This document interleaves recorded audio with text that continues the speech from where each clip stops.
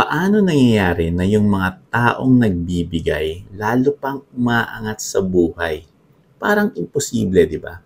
Pero sabi ng Bible sa Proverbs 11:24, one gives freely yet grows all the richer. Another withholds what he should give but only suffers want. Grabe to. Sabi ng Bible, may dalawang klaseng tao. Yung generous, mas lumalago. Yung kuripot magbigay, laging kinakapos. Pero bakit ganun? Sa Hebrew, yung grows richer ay yasar.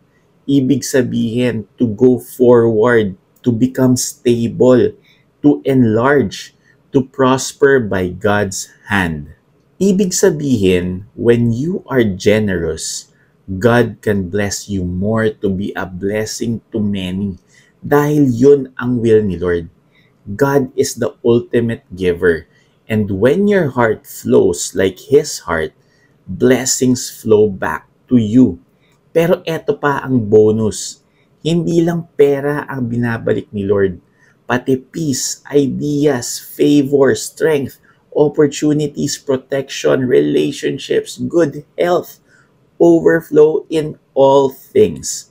Believe in Jesus today, my friend, the one who gave everything so you can walk in overflow.